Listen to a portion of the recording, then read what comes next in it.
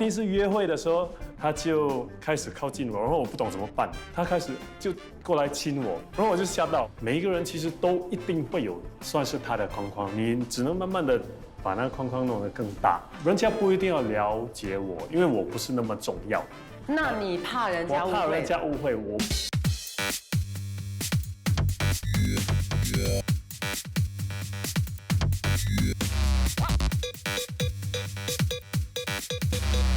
全听你说。说你知道我什么时候开始真正的迷恋黄俊雄吗？你们可能都不知道，因为我在之前就听过俊雄难搞，你不给他正确答案啊，或者是你给他正确答案，只要他自己过不了这一关的时候，你永远过不了他那一关。我其实那时候我是打算想整他，因为已经跟我，他那时候还不跟我同组，我就想，哼，你以为你帅是吗？你还被我碰过掐砸我。我就要来玩他了嘞，然后就来上我那个节目，那个节目就是他们一排艺人坐在那边，所以我就远远一直看他，我就觉得这个小男孩怎么眼睛都一直发着光，他在勾引我吗？还是他已经知道我要开始撒播他了？我知道你要撒播我，所以我先跟你放电。后来他就跟我讲说，他不懂电脑，他是不可以没有用写，他是一个触觉，他是要这样子的人，光光打电脑他不行，他没有感觉，他没有 feeling。那个年代刚好电脑的盛行，而且他不会打电脑，他打是这样打，连没有 feeling 吗？他写呀，他要有 feeling 吗？所以他就 hang 住了，他就开始在那边想 feeling， 想了一半，想很久，所以他就看，他吓到了，他打给他朋友跟他讲，哎，我电脑中毒了，有尼莫在跑来跑去，游来游去，很多鱼游来游去，应该是 virus。他说中 virus。我在想，一个大学生，他不懂那个叫荧光保护屏吗？他跟他讲怎么办啊？很多鱼在游来游去，我该怎么办？我电脑中毒。然后他朋友讲，师妹，你那个时候讲，你把手动一下，我就OK 了，好了。然后才发现发生什么事，然后我就哦。你会不会重新再觉得这个小孩子？他就是一个小孩，他哪来的心机？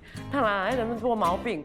他连荧光保护屏都会跑去向朋友求救，他能坏到哪里？那时候我就没有想要挑战，我就觉得我就跟他讲，哦，因为这个他很故事 cute 救了我啊，一凤姐，不然你要整我的。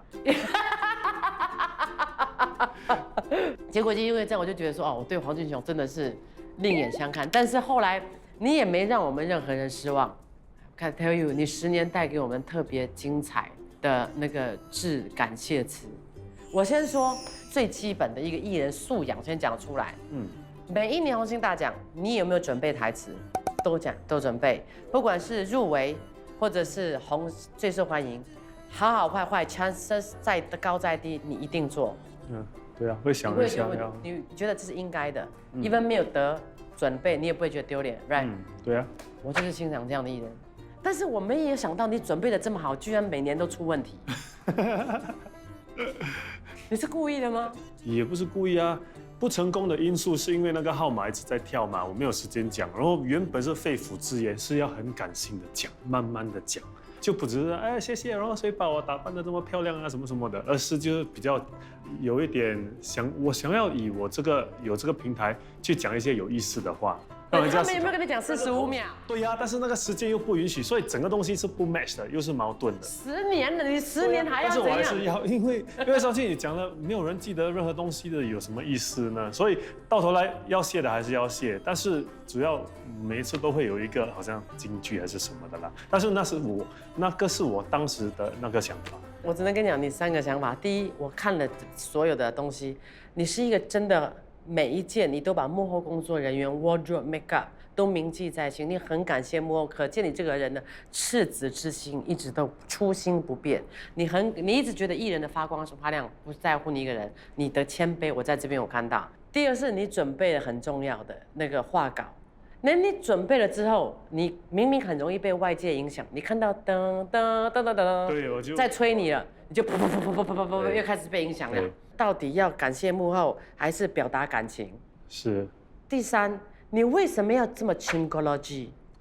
其实我不喜欢在台上对着大家讲话，然后大家就在那边闲闲的样子给你看。然后我讲了一句话，然后就好像没有反应的，然后我就然后自己继续讲，所以就很难咯，好像自己在跟自己讲话这样，我不懂对着谁，我需要找一个人。如果对着你讲，我就会讲啊，就比较我讲哎，Hello， 你有没有听我讲话 ？Hello， 没有啊，继续讲，好像讲到哪里？所以刚好那整个就是在这样的场合，其实我过后才发现说，人家听不进去啊，因为你讲这样他讲什么？你讲什么我们都懂，问题是你的 trademark 来了，你 Chingoology。你要这个要那个，但你又不能直接表达，因为你要在那个时间限制，对咯，所以讲一些简单的、幽默的就好咯，就好像我现在拿到这个什么了，上神台了，你们可以名正言顺的叫我男神了，这样就很容易听懂了，这样。但是如果讲黎明破晓前的时段是最黑暗的，他讲什么？就有人跟我说这么一句话：黎明破晓前的时段是最黑暗的。可能接下来的路会更加黑暗，但是我深信，我始终会看到黎明。黑暗，我们芳姐在后面，然后什么黑暗他讲什么？就担心你懂 right？ 但是你懂我们每个人的表情。但是我那时候的心境是刚好，我那时候又觉得很辛苦，然后想要放弃还是什么，觉得不适合我。那有人跟我讲，现在很黑暗，对不对？但是黎明就在前面，你不要放弃。人家只看到帅帅的俊雄，哇，得奖了，很多的掌声。俊雄那一年很辛苦，他想离开了，他得到很多的否定，所以那一年他几乎就是在黑暗之中挣扎的俊雄。这么多年你们都不懂他那一年他熬得多辛苦，他要离开，他被否定，他被骂。他说黎明破晓之前会很黑暗，你会看得到曙光了。说他上台，他告诉你们，他看到光了。怎么被误会了？我今年才懂。是吗？真的？对吧？我是想要鼓励人咯，我想鼓励。但是你经过的一切没人知道，可是他这个居然成为经典哦。每个人讲说黄俊雄什么，就黎明破晓前吗？黎明破晓前，还有一个。我希望能做到胜不骄，败不馁，因为当你没有胜、没有败的虚荣时，你就不会有骄，也不会有馁。这样。什么叫做就没有馁？败不馁，气馁。有些东西4个字，我们不要用16个字。有些东西要16个字的时候，你不能变4个字。不，这个也是经典呐。你的馁到自己的脸都这样聊。因为我也真的怕上台讲话。其实如果一个有 stage fright 的人上台，你就讲简单的谢谢谁，记得是谁就好了。你又突破自己，又要讲我要讲的话，又要讲一些会对人家有意思的话。10年来没有人可以呀。你一年比一年有信心，然后你要不见的那一年，我们就好难过了。每次上台替我捏一把冷汗的人，以后你们不用担心了。那些用心聆听、期待我说什么的人，谢谢你们听得懂我讲的话。这是我最后一个时代的致辞。我知道你们以后会想念我的。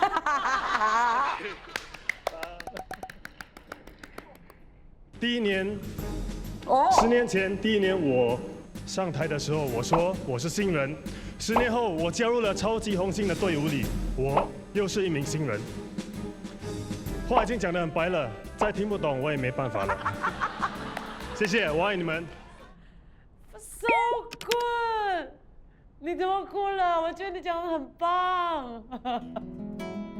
为什么你觉得很委屈吗？我不能看你哭哎，我会跟着哭，我也舍不得你。我觉得你很棒。为什么？你觉得很辛苦到这一点？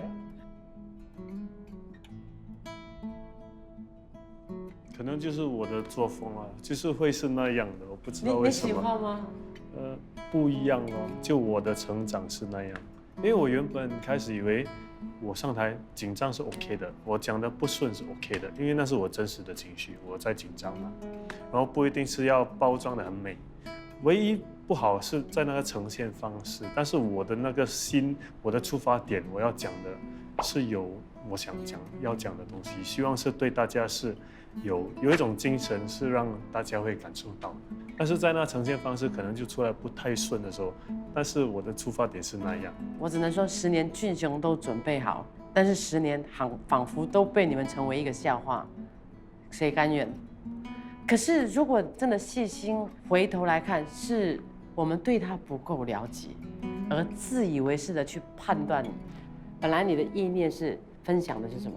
就在自己的故事发生了什么东西的，然后就也可能在别人身上，他们可能也遇到同样的委屈，还是他们在这个阶段也受到这样的打击，然后希望可以鼓励人。我不希望是很自我的，而是关于我的。好像我的书，我也不希望是写关于我，而是希望在我这些东西里面，你找到你自己有共鸣的，还有你的故事是关于你，而不是关于我。我只是在这边做我的工，过我的生活，做我的东西。我当然希望慢慢的成长，但是我也就很庆幸说有观众喜欢我的，然后还是跟着我一起成长的观众。所以对我来说，我只是一个我没有那么重要，就这样。我还有一段哦，其实我后来知道之后，我刚刚稍微有一点点泪流，因为居然没有人知道整件事情的背后，然后又被误会了。这一年，如果是你们懂得故事的背后，然后你们在笑他的话，很不应该。我自己就觉得，你既然如果不懂，我们就像你讲的，不要去太深入的去判断别人，不是每个人都应该懂你的故事。可是红星大奖是万众瞩目的焦点，那你那一年的致谢词其实是有它的用意。你们仔细看他2012年的那一个致谢词，我看了我眼泪流出来。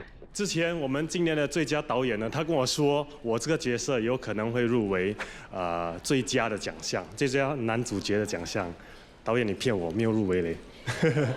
但是今天拿到这个奖呢，绝对不是只是一个安慰奖，因为呢最佳的奖项带来的是尊重，最受欢迎的奖项带来的是共鸣。共鸣。那谢谢，当然 LVnology 我的支持者，公司台前幕后的工作人员，我的家人。还有我心目中最喜爱的男角色，我爸爸。他停在这边的时候，我跟你讲，我不行了，我也觉得我误会他了。你们一定都不懂他那年发生什么事情。艺人有艺人的无奈，不一定要被了解，但是也不能全部说出来。这个我觉得我要替你申诉一下。当我知道的时候，我觉得我要去 slay， 我自己去厕所哭了一下，觉得我懂这种心情。这孩子，可怜的孩子，被误会了。OK， 我先大概讲一下，2012年俊雄的爸爸因为突然的离世，不尽然很多人知道，他是家中长子。他要一边拍戏一边处理丧事，他还很专业的去处理那件事情。而当年他被入围的那个机会也很大，他也抱着这样的信心，也没有让他爸爸看到完成他这个心愿，抱着两边的期许跟家中长子去办理那个丧事，所以他忽然来了一句，他觉得他心目中的最佳男主角是他爸爸，全世界的一头雾水。你在讲什么，黄俊雄？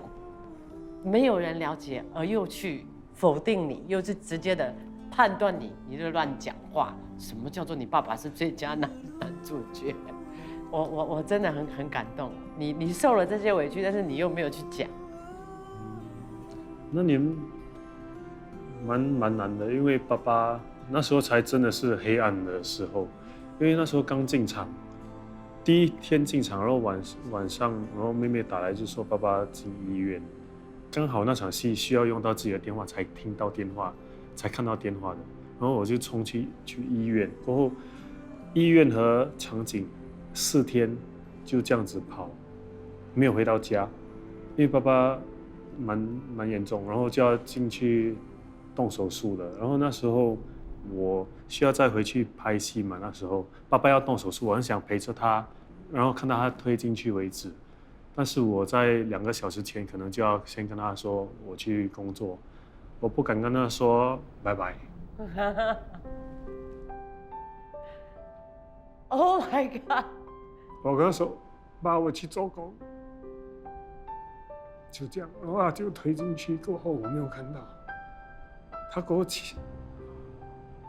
整个手术20个小时，他其实 OK 的，是过后因为什么发炎还是什么才突然间不好。但是那时候就跟他说我去做工，然后就跑2边，然后他就没有醒来。他到全村人都到，阿姨姑姑全部都到，他是一个很爱家的人。然后全村人都到，他才突然间醒来1分钟多，但是在挣扎，但是很奇怪，他就起来一下，但是他已经不会说认得我还是谁了，就睁开眼，然后他就走了。过后我需要办丧事，爸爸想要热闹，办了1个星期。那监制那时候就让我去办好我的爸爸的丧事，然后你那时候在拍什么戏？在拍《糊里糊涂爱上他》，是一个轻松搞笑的剧，对。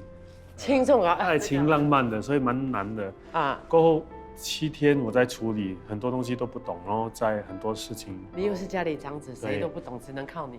妹妹和弟弟都一起，然后妈妈，我们担心妈妈，然后过后爸爸就埋葬过后呢，已经办完了，家人在一起，然后我隔天就要进场拍，我们的时间都很紧的嘛。所以那时候我隔天就要再回去拍戏，而且是每天都是1组半，就是说早上7、8点拍到凌晨1点，然后隔天又来7、8点又来，因为之前拍不到的。那时候他们一起，家人一起，我很想跟他们在一起拍到什么，需要处理一下自己的感情什么情绪，因为之前都是只是在忙，很空，不懂发生什么事。但是我不可以，我好像拜爸爸的时候，我把他们放一边，让他们自己去，那我自己去啃剧本，去读剧，还在读剧本？对，还在拼，因为要拍很多，然后又直接要回去，把心情全部包起来放一边，然后回去工作。那其实很累，那时候第1天其实还 OK， 第2天这样子，然后每次回到家已经1、2点，家人都睡觉，没有看到他们，然后就在拜爸爸的时候，可能就会拜一下，就跟他说：“爸，我要去读剧本，我没有办法跟你讲任何多一点，改次再跟他讲。”然后就这样子，然后在读剧本的时候读，但是在睡觉的时候可能在梦我的台词，所以我不懂我几时醒几时睡，整个人几乎要崩溃了。到第3天突然间又要去拍戏的时候，就打给监制说我有一点辛苦，然后我需要你给我半个小时、1个小时，可以吗？对不起，我现在只想躲在一个角落，我不敢出门。过后才在秋松的那1个礼拜，你只要求监制给你半个钟头。对，因为要回去拍嘛，很多要拍，而且那个场景就只有那个期间嘛，所以就那时候就1个星期多是黑暗的。就丧事以后，家人在一起，但是我把心情都抛一边。到拍完整部戏已经2个月后了。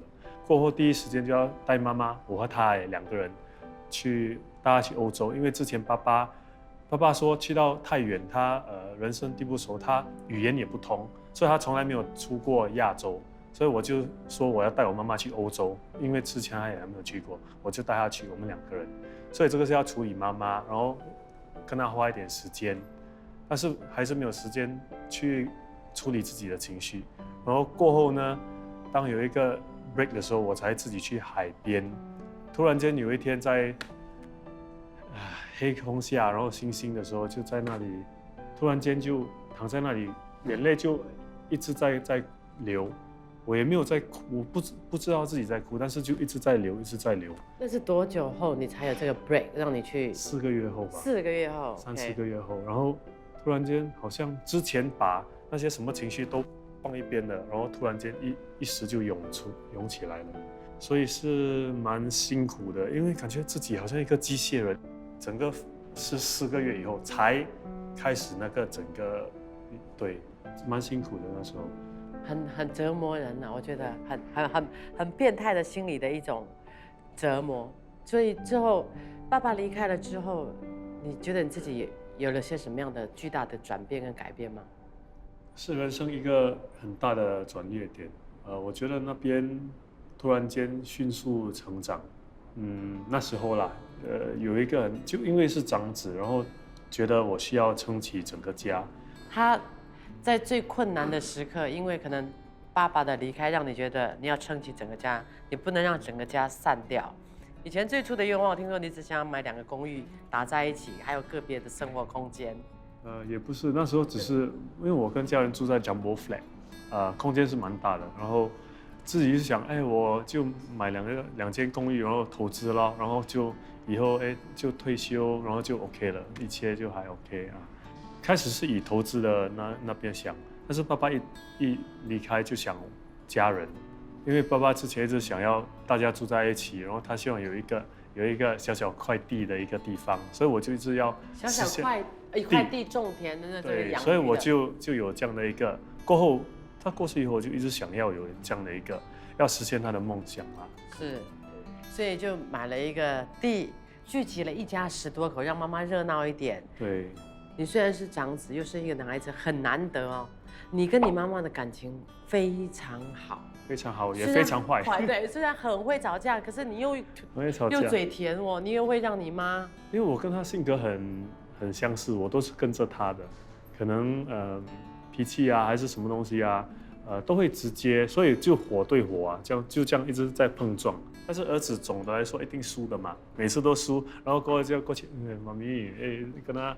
你会跟他撒娇啊？对，撒娇也是因为做错事才会撒娇的啦。通常都是爱是不会挂在嘴边的，也不会讲出来的。很难得儿子带妈妈出国哦。对哦，那时候真的是很难的嘞，24小时都对着他嘛，然后他就以后我不要跟你来，你不要叫我，真的。然后买红酒，他怕我扛得很辛苦啊。我们2个人的行李箱放在里面，还要去很多地方嘛。他突然间有一天，他把那个我在冲凉的时候在 hotel room 啊。他就放进那个 mineral water 啊，因为他觉得很重，然后他还躲在床底下嘞。他说可以留给不懂谁，是不是吵架？一定吵架，对不对？吵，完蛋了。对呀，他就我再也不要跟你出国，你不要带我出来，你不要跟我讲那么多东西。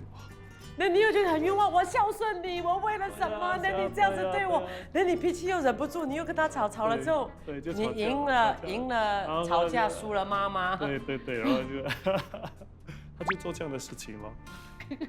OK， 现在 OK， 我觉得你妈很可爱，因为我看过他妈很可爱。他妈有时候什么事情会想要通过我们外面人跟他讲，你跟他讲啦，要不然你跟他讲咯，我会觉得外面人会比较容易跟他讲得通。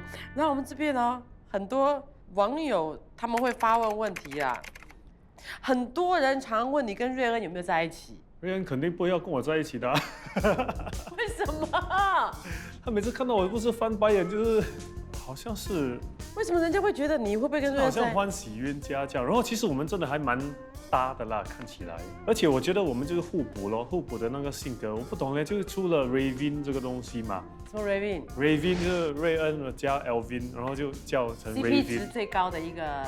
对，就把我们一直放在一起。但是跟瑞恩就是说，因为我们的性格，我觉得我很欣赏他，因为我们合作的时候也，你不会觉得说两个人坐在那里会不舒服的，就静静也 OK， 因为他就是一个直话直说的，然后也不会说拐弯抹角，也不会说在前面哈哈哈，然后后面讲什么东西的，就很直接啦。就有一次我们 make up 还是什么，他们讲你们半个小时坐这边没有讲到话我就你们不干嘛这样，我就没有但是我们就蛮舒服的，不需要为了讲话而讲话，有默契，那就是有默契。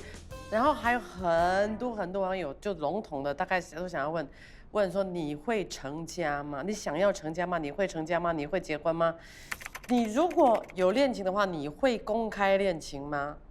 应该也没有什么好公开。你会想要公开吗？应该不会，这个是私人的，对，所以是 OK。你觉得为什么那么多艺人当中，凤姐特别喜欢你吗？你知道为什么吗？刚才你说啦，因为那个尼莫。我开始真的不相信了，因为我觉得就是你只是在做节目效果嘛。直到有一天我听到你女儿说在家里你真的看到我你会尖叫，她说真的吗？我女儿出卖我。那我觉得是因为于凤姐看到我的性格其实有一点像你的吧，有一点就直接，当然口齿肯定不是口齿不伶俐啦，但是就性格方面你看到我的真挚吧。真挚用心，然后被误会，然后执迷不悔，一直撞执迷不墙悔，但是还执着着自己的那个，然后终于证明了自己。你终于证明了自己，我欣赏这样的人，勇敢。然后对于每一次上台的致辞，不管你讲的好不好，我在旁边笑啊，捏了一把冷汗。可是我都觉得，你们有谁敢像黄俊雄一样？他准备了，只是他背不好，可是他准备。每个人上来讲说，我没有准备，我没有准备，我不欣赏这样不专业。OK， 我算是你的好闺蜜啦哈，可我自己这么归类。你的好朋友是罗密欧，我想要问你，如果这个是我自己问的，他们说这是2个人，如果我跟罗密欧一起掉进水里，你会先救谁？当然是一凤姐啦，那个都不用想的。罗密欧就不要管他算了。我打电话，我把这句话录下来。为什么？为什么？为什么？如果掉进水里，你比较需要我去救啊，那个不用想了。这个网友你爽了吗？这种什我比他么问题重要，我比他重要。他们就是想要知道我们在你心里谁比较重要吗 ？OK， 另外一个考题来了，因为俊雄出道的时候说他嘴巴含了一粒鸡蛋，然后可是他华文进步了很多。那我觉得我们在这边来做一些挑战，一些try 看看啦。我们来玩绕口令。有难的，有简单的。我觉得今时今日的俊雄，我们直接挑战难的，这个你可以吗？你认得这几个字吗？对啊，认得。石狮寺前有44个石狮子，寺前树上结了44个麝柿子，44个石狮子不吃44个麝柿子，44个麝柿子倒吃44个石狮子。一凤姐，你有练过的吗？这个没有啊？练一下下。是吗？哎呦，哇！练一下下。石狮寺前有44只石狮子。我没有这样的搞咩？树上。你在练哪里？你慢慢的念也可以，来。石狮寺前有44个石狮子，寺前树上结了44个麝柿子。44个石狮子不吃44个麝柿子，44个麝柿子倒吃44个石狮子。不错哦，还可以啦，哦，也还好啦。稳当当，这个就是很稳很稳。OK， 好，现在来英文。哇，这个难的真的很难，这个很难。A bitter biting bitten bit, a better brother bitten, and the bitter better bitten bit the bitter bitten back. And the bitter bitten bitten by the bitter bitten said, "I'm a bitter bit Alec." 在讲什么？我一直听到我前夫的名字而已嘞。你们这是在玩我还是在玩他？我讲不出，一直讲喊彼得做梦。你做什么在我爱人面前一直提我前夫名字？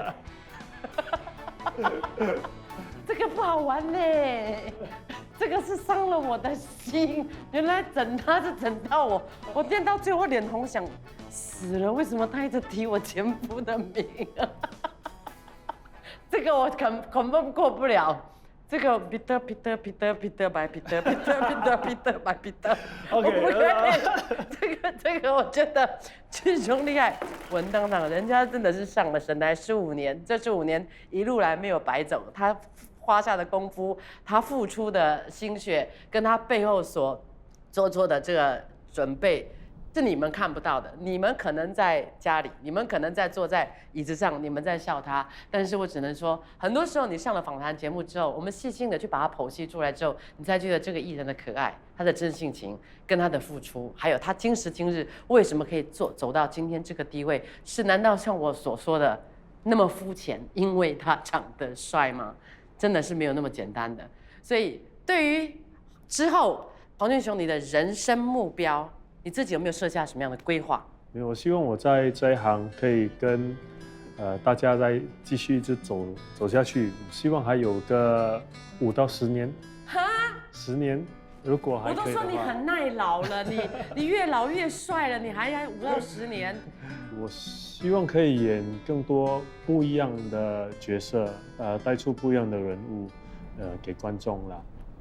从人物身上可以活出自己的精彩，我会继续做自己，继续成长，好也好，不好也好，但是我一直相信自己的这个说，只要跟着自己这个心，然后这个命这条路去走，始终是在走对的一条路啦。你要相信你自己，让与其你去接受别人，不如让人家来接受你，因为你值得。你是很努力才会走到今天的，所以我们制作组也很感谢你这一次来上我们的节目，还特地安排了一个小小的礼物给你。我觉得我们制作组很有心，他去细读了你的一些专栏之后，他们特别偏爱你的就是你很有孝心，然后我们觉得你一家人对你来讲是很重要的事情，然后你又爱踢足球，所以这边有一个小小礼物送给你。就在这里。还有虽然你家里是有，但是我觉得这是一个心意，给你们一家人的心意。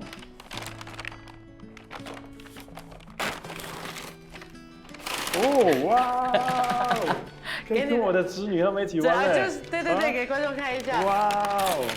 一个迷你的小小的黑波足球，这个就是让你跟你的那个小侄儿侄女玩的，促进感情的啦。然后叫他们不要欺负我，他们都会欺负我。然后也体恤你，也是要让所有的观众朋友知道，一个成功的艺人，他除了努力以外，他孝顺，他有责任感，这样子的艺人是他值得拥有今天所有一切的成就。所以谢谢俊雄今天能够上节目。我的感言呐，他的感言哦，俊雄的感言。我们有一个小小的考验，因为其实俊雄不是说。每次都是我们45秒的那个感言可以讲嘛，我们今天就给他讲，今天可以给他45秒。你又要给他比加他的那个，你要他比得白的比得。讲一下今天的感言，今天给。不，他没准备嘞，他平常是有准备的嘞。我想不出哎，其实。你慢慢想嘞，我还是可以欣赏你的嘞，你想事情都很帅的嘞。如果你叫任何一个人，我会跟你讲，快点啦，我要下班了啦。因为他是黄俊雄，耐看。没有什么准备，但是可以。我要谢谢怡凤姐，算是我的贵人。这2、3年才多一点了解你，然后谢谢你一直以来的照顾、鼓励啦，我很多鼓励你。照顾我感觉到那个照顾。也在这里其实想澄清一下，因为如果说之前好像其实我真的不坏的，心也不坏的，要跟我的同事朋友，还有幕后工作人员，还有观众，如果在哪里有时我讲话很直接，不小心得罪，其实我没有那个恶意的。然后希望你们可以重新看一个比较成熟的黄俊雄，然后希望不要对我有任何误会还是误解。你可以喜欢我，也可以不喜欢我，但是只希望说我是没有恶意的。希望你们可以给我多一些包容，这样子。总的来说，我在这行，我现在活得很开心，很精彩。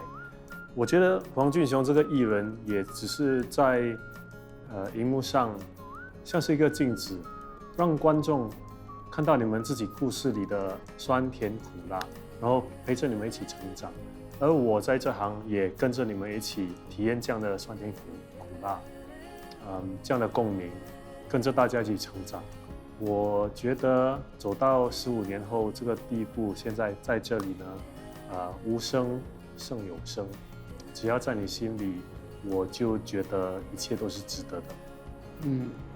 你们明白吗？我明白，他其实就是黄俊雄已经真的开始在改变了他自己。以前的黄俊雄恐怕不会做，因为他在迷失，他正在往上爬。他有时候掉下来，有时候上来。当他一个艺人可以姿态开始摆低的时候，就是他站在最高峰的时候。他告诉大家，如果我曾经有任何误会，你们误解，请你们接受重新的我。因为我们综艺组曾经也对他有一些误会，觉得他是一个难搞、盲肠、思绪有问题的人。当他开始站到一定的高度的时候，他就告诉你，我 everything 都是 OK。当初会那么多问题，是因为他只想把事情做得最好，真的是长大了。真的是长大，15年后的俊雄，他不只是越来越帅，说长大，没有这样的一个反常的机会，我们怎么有机会去深入的去了解一个艺人？所以我觉得艺人不要去排斥，或者说自己的华文不好，或者是说我什么私事被你挖，被你什么，我觉得这就是一个跟观众朋友更近距离的一个接触。所以我觉得黄俊雄做了一个很好的示范。真的谢谢谢谢，Thank you，谢 Thank you 谢你们。所以以后黄俊雄的东西是可以乱来的啊，他不会因为一个打蛋的汤匙变短连盲肠。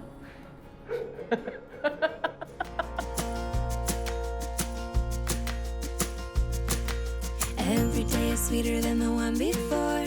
Every day I love you just a little more. Oh, oh, oh, oh, oh, oh, oh.